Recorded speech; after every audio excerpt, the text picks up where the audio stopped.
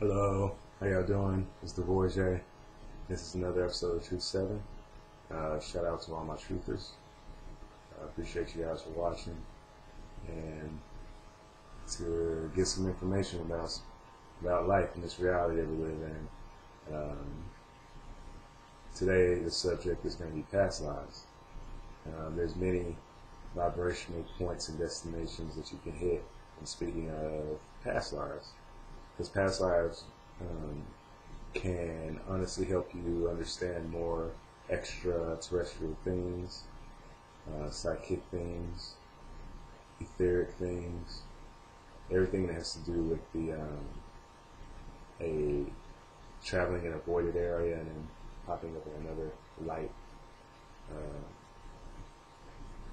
reality, or sparking another neuron. Any way you want to look at it, that energy as a part of a light ray of information being tapped into at any point of your existence. Because I guess to lead into that, to help out, like a lot of people don't know or are unaware, but when you go to sleep and you're dreaming, and I wish I could just go in for 20 minutes breaking it down piece by piece to let you guys know, so y'all can know the truth a little bit. Like, okay, damn, he's right, he's backing it up with all the evidence by going piece by piece by piece by piece by piece. But that would honestly take me a long time to get standard human to get that. But just as basically when you go to sleep, sleep is the cousin of death. Your astral traveling, your frequency goes inward, and this screen cuts off. Like, if you cut off the screen cuts off, but the screen cut back on wherever it is. Like, you have your computer on your desk and you're using it, it's active, it's on, you turn it off, the computer's power isn't out. The source of energy is there's a source of energy that it feeds off of, but once the computer is off, it's not fully powered off. It still can cut back on when it's in use again. And that's how you have to look at when you go to sleep and you wake up. So those electrical charges still are going to another tuner, another computer, a whole nother socket, a whole nother experience, a whole nother computer, basically, until it's once used again. So when you're asleep, a lot of people are experiencing past lives in their dreams. And when I say past lives, just know everyone has lived a different number of lives. You may talk to someone who may be their first life, a new soul, a new energy. You may be talking to someone who's had 22 lives, maybe talking to someone who has 72, maybe talking to someone who has 383, maybe talking to someone who has 18 million, and the list goes on, and they're living their human experience along with your experience right in the now. And that's where point and destination comes into, because that's basically what time is. Because I don't want to get too far off topic, but it's to ask you, if I told you that there is someone on the eastern side of the world, somewhere in Hong Kong, China, Morocco, named Xing Changhu, it's like, does he exist? Will you ever meet this person? And at what point on the grid is that person having the existence to that you can possibly cross paths with this person? You cross paths with people every day, but you don't know if you're going to see them again unless it's through a certain connection, and y'all at the same point and destination. So to continue from that, hope y'all get what I was saying with that, is everyone has had different lives and different existences. You may have had other lives when you're in a human form, not just this human form, but a whole other human form. That's why reincarnation is a part of many things, because you could have incarnated in the same reality due to this is where the karma energy thing comes into play and other variable factors.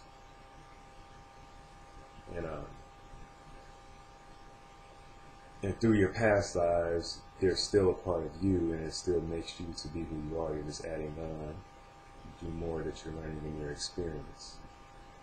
Let me say that again. Through your past lives, you're still the same energy, same soul, same purpose, same person, but in different existences, such as, for example, you could have been born in 1832, had a life there where you're on the way to do your purpose, but you get off track and do something. Who knows? So many instances and so many possibilities and so many things happen.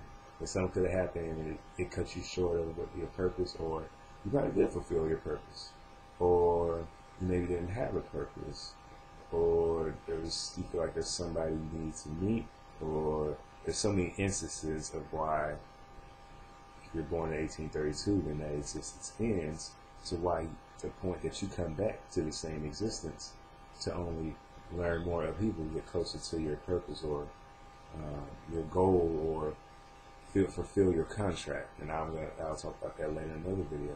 But you have to understand, when it comes to material living and material life, if any light existence in material, where it's a physical touch in their certain situations, and usually as long as there's a dual perspective on existence in the plane that you're in, as long as you have that,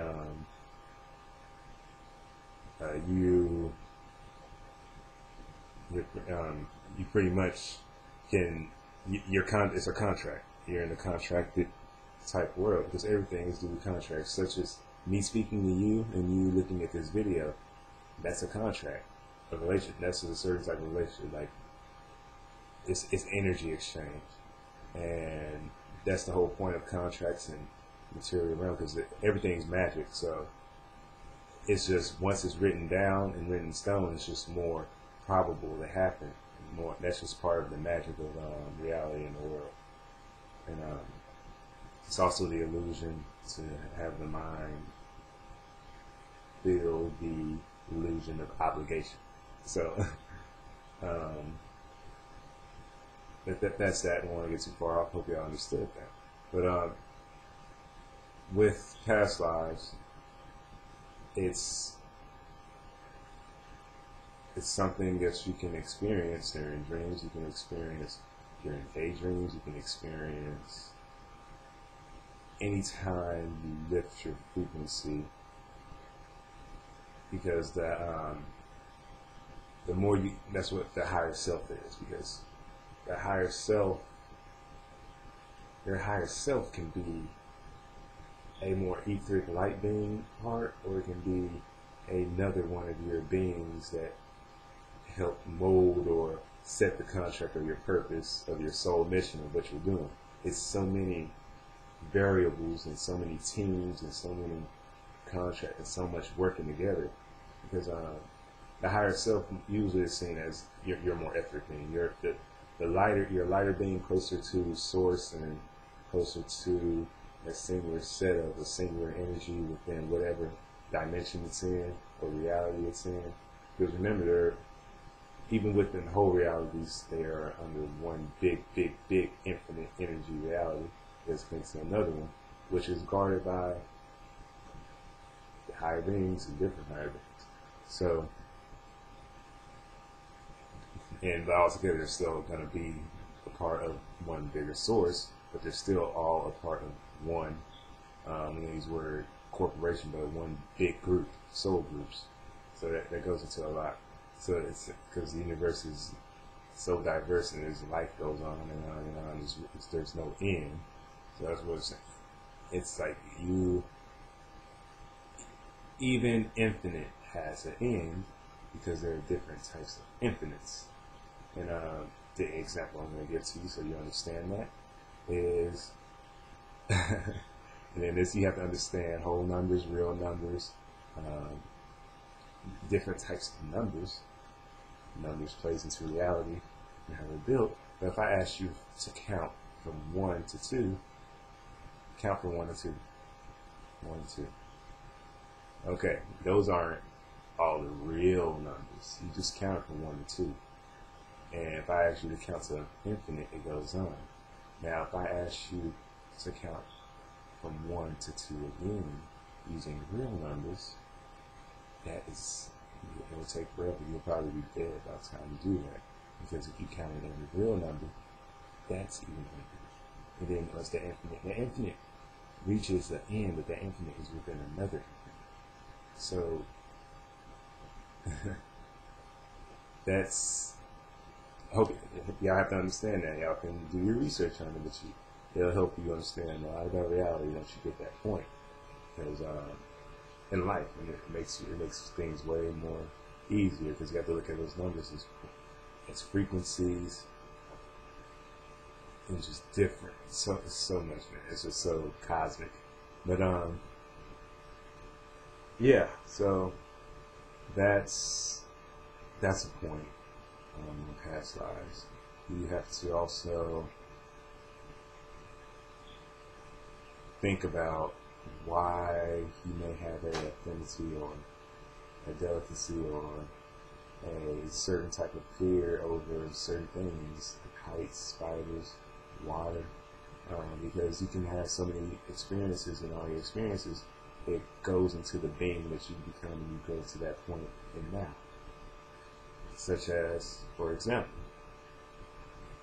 some people don't like to stay near water. It's a big stigma and a big stereotype that melanated beings really don't like to be near water. And there's so many characters and reasons that you can probably throw it on that echo throughout history at different points. You know, a lot of people are like, oh yeah, black people, they don't like being in water, going swimming. You know, they were slaves, and they got thrown in the water, and they have to swim across it, and they don't like being in the water. They was always drowned. They were tortured in it. Then you got even Atlanteans. Atlanteans were melanated beings. They were really close to source, and for the fact that they were living on the water, but infiltrated one day, it just went all bad, and it could deter them from being within their more homeostatic place, in their amphibic space, because there are some beings whose core nature within their past lives are coordinated with more of the amphibian type, reptilian type things. So I won't get too far off on that. But that's just an example. There's plenty more examples I can give with the water thing. Why certain people have an affinity and don't want to be near water like that because they drowned in past lives, or their core race that they're a part of is deterred from those certain subjects, and just goes into who you are as you grow in existence of life, in different lives. Like for instance, me. Like I feel like I'm connected with my higher self. I'm connected with my past and my other I know how to tap in my other frequencies, such as knowing my past lives. I've studied in mystery schools to even know about, to get back to the point that I am now and still go from there, and to basically do a little bit of light work and try to help the outer world, because light work is all about helping the outer world and worldly function, basically. But being a dark worker, basically, when you go within and you tap into those frequencies and you visit those other past lives, and then, oh, this is why I learned in darkness. Because you got to remember, in my other videos I talk about it, but Egyptians and many high beings, they went into their pyramids, very dark places where their eyes open. If you sit in the darkness long enough, you will see light, and you will travel and see things. But that's me in a dark worker shedding light. Because dark work is working light, light works and working in the dark also. So, but even me realizing that I studied a lot of things in mystery schools to even be telling you all this that I'm telling you right now, and to be using my abilities and who I am to be where I'm at right now, and to help other people and to know how malleable this reality really is, and to use it to my advantage, and not, but not selfishly. Selfishly, and not too selfishly, because wanting everyone else to know, and getting that point across and the truth across is one of that's the roller coaster ride, because that's the thing. There are many people like me who do their work, like even Martin Luther King, where these people, it's their choice, they choose to sin to go where they want, but it's do your mission, and be like, okay, made a little dent, along with all these other dents that people like you have made. It's like you keep going back, keep making that dent, making those dents until that wall pushes over, and then there's a new way of thinking, and you push society to a new way of thinking, you get closer to singularity or light, or more unified universe, into a multiverse, becoming more company with ourselves for everybody. And then, like I said, once you push that wall open, there's always going to be another wall, because there's a whole other side, a whole other agendas, a whole other intents to keep that down, because they want that energy more for themselves. There's so many reasons and so many intents and so many things going on. Like the best way to describe it, I mean, there's two ways to describe life in general. Because life is basically one big play with no rehearsal. So it's like everybody's improvising and going, and there's a script, obviously. Like there's so many people at play, and so many. And this is what the magician knows, and this is what the creator knows. This is what the God knows. Yes, the director wrote the script, but the director also has a life. There's a behind the scenes to the behind the scenes. There's the director may have a cousin, may have a friend, may have a father, may have some reason that would change his script so that his movie goes a little different way. And also you have the people within the movie who may want the movie to go a different way, because they have their own thoughts, and they can snap out of character at any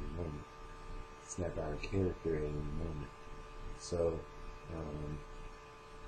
yeah, that's a big part.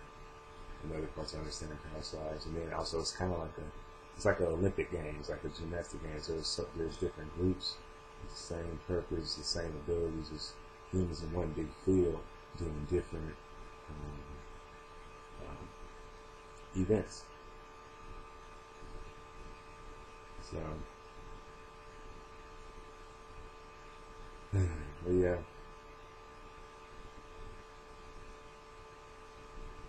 What else?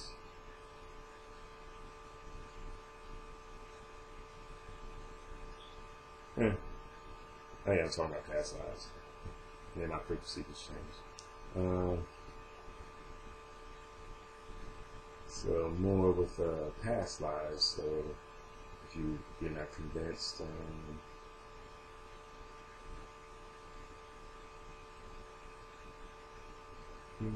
oh yeah, just the point or the fact that oh yeah, I don't even feel like explaining that. So I think it's so redundant, or too redundant. But the fact that when you're in school, whether it be college or anything, that you can open up a textbook and look to certain time periods. It's like, if you think that those people just died off and then they're just gone. Some people think they're just black because they're just gone. You got something. You gotta do a little bit more reading, a little bit more believing, a little bit more knowing into it, being more into it, basically, because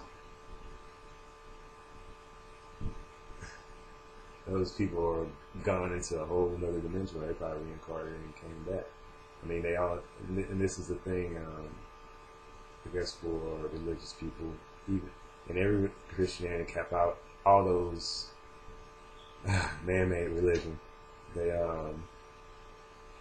They tell you, this is, I guess I'm going to tell you more life hacks and more truth so it can help you in life. But they tell you that there's a heaven and there's a hell. Here, and most people have a conception in their mind they're caught in the middle of a three-place reality. But you, I'm sorry, it's just funny. And you go to heaven or hell. So, I forgot. I guess it baffles me. It's so funny. I'm not thinking about it. It's like, but yeah, they tell you that story. They give you that illusion. They give you that programming, and you hear about the greatest savior, the person you're supposed to walk in shoes after, and the person you read about, this person that most people around the world go around praising, and on a certain image and false image, and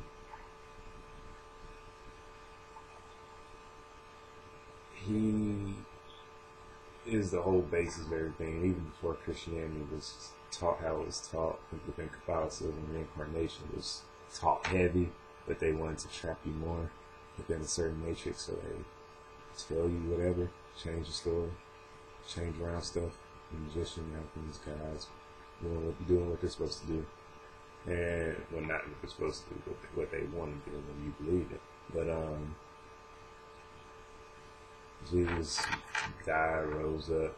He everything is reincarnation. Like I always say, watch the Matrix. The Matrix tells you everything. But this is the Matrix. But even in Yahweh, Yahshua, Jesus, whatever you want to call him, he reincarnated, died, reincarnated. Buddha, all these high people on a higher level do the same thing, and it's just reincarnation over and over again. And then they basically teach you is no death. But that's I guess that's more just to touch on past lives. So,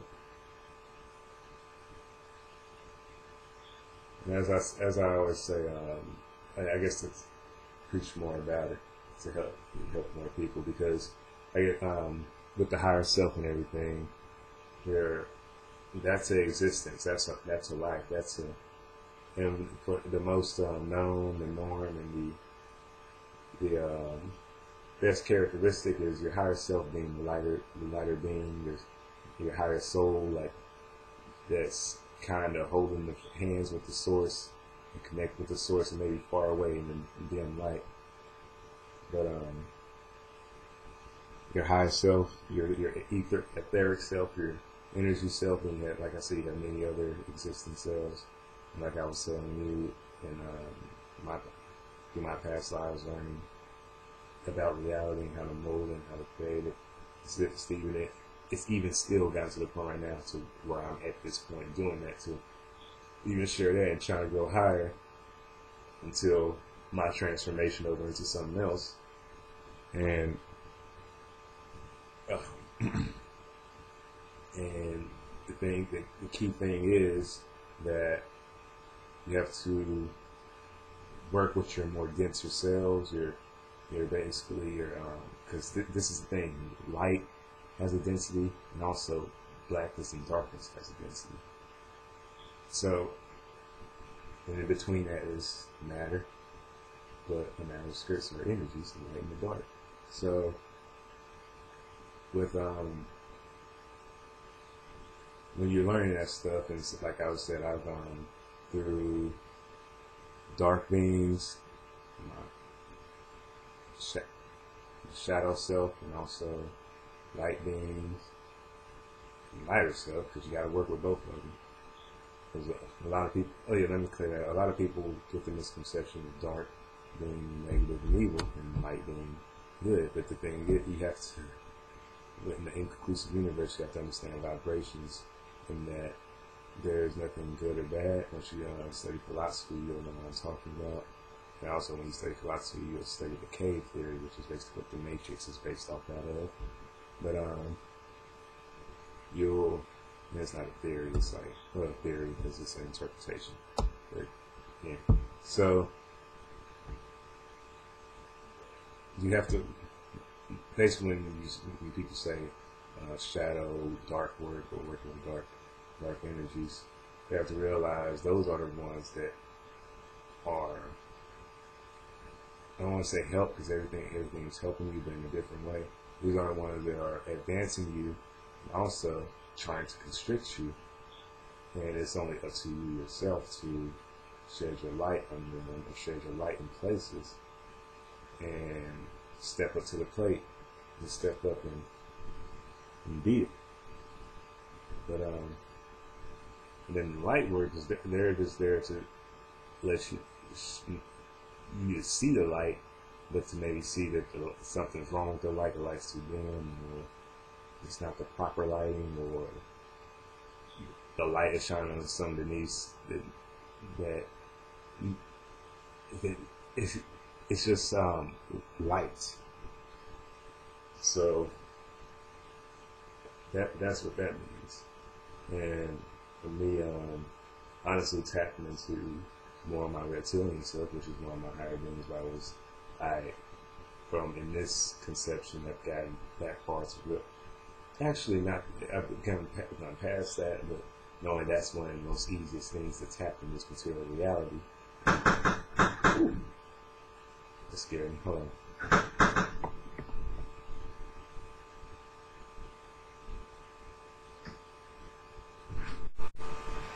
What's up? Hey! Just came back from my stalling. Oh, bro, you guys had to go out again. Okay. What's up? No, okay. I just came back from Arlington, bro. Oh, from Arlington? Yeah, I had to work on a thing in their other lab, but. Oh, I'm joking. Oh, you hung him up for him? So she went all 3 of the jokers? Oh, yeah, bro. 500. See, I could get it, bro. I knew you could do it. I guess no, man. I don't think he's here. No! If he's not, I can call. No way. Oh, what you gonna do? Well, how are we here? I mean, I know, man. I'm parked over here. Once it get towed. Oh yeah, you. Give me just a second. Oh, you can just. I'm about to close this video out. But yeah, so that's I think that's it. It's a touch on past lives and all that kind of stuff. So yeah, if I got anything else more to say, I hope I proved my point and y'all get it. All right, y'all have a good night.